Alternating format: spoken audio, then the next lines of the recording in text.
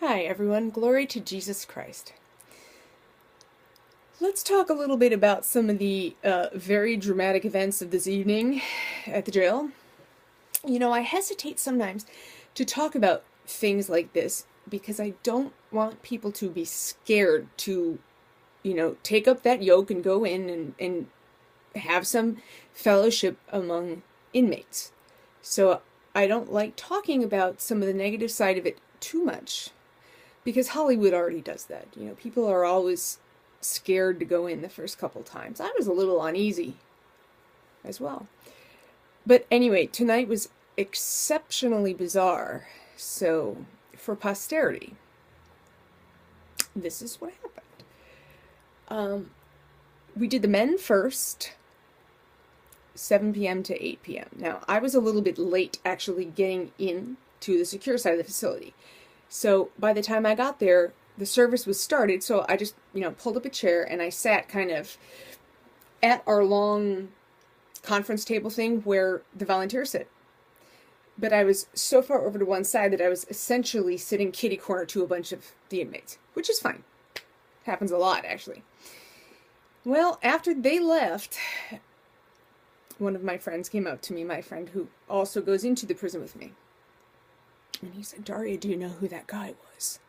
I said, "What guy? We just had 100 guys in here." He said, "No, the guy with the wrist. He had these really bizarre, not sleeve tattoos, but they were like from his wrist here. It was almost like gladiator cuffs or something." Anyway, he goes, "Yeah, do you know who that guy is?" I said, "No." Turns out he is facing a death penalty case. So he's the first person I've ever met in person to prospectively be executed. Now, I know a lot of guys who are on death row, but that's through correspondence ministry. So this was right here. And I said, "Oh my gosh, what did he do? What are the charges?" And apparently, this kid is 21, by the way. Heartbreakingly young to go on death row. Such a waste of life. Apparently, there was at the local train station, there was a homeless Vietnam veteran begging, and he approached this inmate for money, and the inmate stabbed him 71 times. And believe it or not, the victim survived for 3 days, but then he just, his body just couldn't take the trauma, so he died, so the charges were upgraded to murder. There's a weird kind of psychic energy when you meet someone like that. And I hate using the word psychic. It's probably not the right term. What I mean is, people have an atmosphere around them.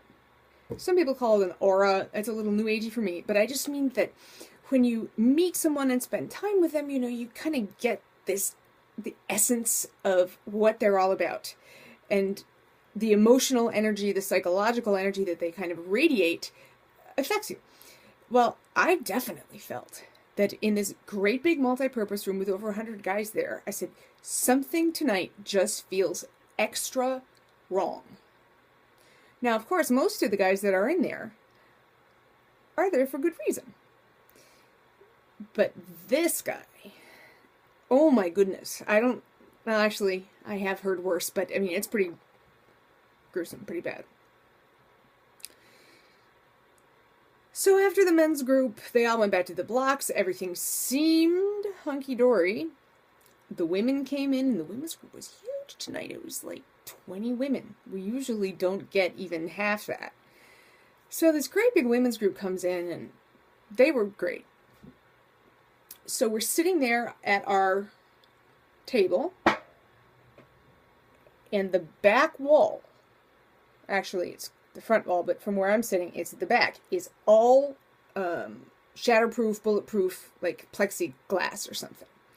So the guards can see in. And two of the side panels, it's like this weird shape. It's got extra walls. I don't even know what you call it. It's weird. They are also plexiglass. It's like being in a fish tank, which is good because that means that if there's a fight that erupts in the room, the guards will see it. But that is not what happened. So we're reading the scriptures, we're talking with the ladies, and all of a sudden, over the loudspeaker, we hear I forget what block it was. I think it was C. We'll go with C for now. It was C block, code 99, C block. And all of a sudden, every cop that was in that, rotunda area by the control kiosk literally dropped what they were doing. One of them had a cup of coffee. It went on the floor. Dropped what they were doing and ran like frickin' Usain Bolt into that block. Because there was something horrible going on in there. And I really do mean running like Usain Bolt. I mean, it was like Olympic time. Huge guys, giant, imposing men. Flying in there, I hear shouting and all kinds of stuff happening over the PA system, and I heard a door clank, and it was rather dramatic. Now, they did not have the riot gear on. My buddy Isaac has seen the riot gear. This was not quite that serious, but it was extremely serious. It just wasn't that the whole block was rioting. They're running this way. About 3 minutes later, maybe 5, they all walk back, the guards, and they've got this guy, and this was the same guy who had, stabby stab. They've got him in, like, manacles behind his back, his shirt, he had his white t-shirt on, it's an undershirt, so he didn't have his yellow onesie, for lack of a better term, but he had his shirt was ripped in multiple places. He was covered in like dirt and blood, struggling the whole time, like head rolling, like trying to fight, and so there were about 8 of the guys that were dragging him out of the block and into they were either going to the nurse's station or to the hole, probably both in that order, because he did look like he was injured.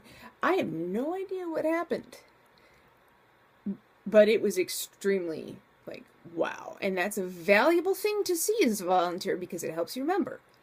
Never forget where you are. Never forget that no matter how many of the guards the inmates and the other volunteers and no matter how many years you've been doing this, and no matter how good at it you are still going into a place that by definition houses dangerous people. They're not all dangerous, but a lot of them are. And this guy, more than anyone else that I've met there. I mean, seriously. If I get tongue-tied, it's bad. So, the reason I'm talking about this isn't just because of that. It is because I want, if you're thinking about going, don't you love how I can't talk? I'm just kind of flustered by all of this. If you're thinking about getting into prison ministry, I think it's important to share these things so that you know that you have the same fears that other people have, and that you really can do this, and you don't have to be scared because God is in control. The other reason is that I want to talk about this is because I was really deeply touched in my heart. I was very moved watching those guards run in there, because a lot of them I've known for years. They're not friends, technically, but there's a lot of guards in that jail who are decent to us, to the volunteers. And 8 of them running right into Ground Zero. And even as they were flying past the window, I thought, you know what? That takes huevos that I don't have. I mean, they don't know what they're going to find when they finally get to that block, and they have to go through a series of airlock doors so they can't even see, everything that's going on. They don't know what they're going to walk into. They don't know if somebody has a shank. They don't know if somebody is, high on smuggled drugs and is in a manic episode like a methamphetamine, mania, and is biting people, throwing human waste around. I mean, it all happens. They have no idea what they're going to find when they get in there, but they know they need to go in there, and they did it without hesitation. It was bam. So, respect to them. And thank God none of them appeared to be hurt. I didn't see any of the guards coming out bloody or, needing assistance walking. Might have some bruises tomorrow, but it just really touched me. Running into the danger. And so that's kind of spiritually what you and I are called to do, is to go to the people who really have no hope and to spread the gospel message. And we don't know, nobody knows the future. We don't know what's going to happen to us, to them. But nowhere in Scripture and nowhere in the 2,000-year witness of the church have we ever been promised that this is safe. It isn't safe, physically. Okay? And that's fine. That's fine. So, God bless these brave, brave men. And I'm praying that we could all develop a measure of that courage and integrity and just resolve to run into the places that need the gospel message the most.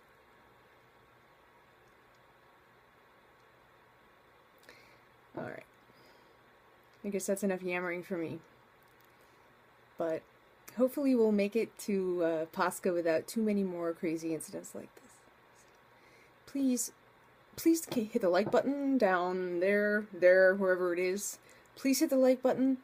Please subscribe. That would be really great. It would really help get the word out, and it would really make me happy to meet some of you guys on the interwebs, at least. So thank you so much. God bless you all. And please pray for me. And please pray for the inmates, and specifically for that gentleman. His name is Dale, if you want to pray for him by name. So, thank you so much. And God bless you. I will see you in the next video. Okay? Good night.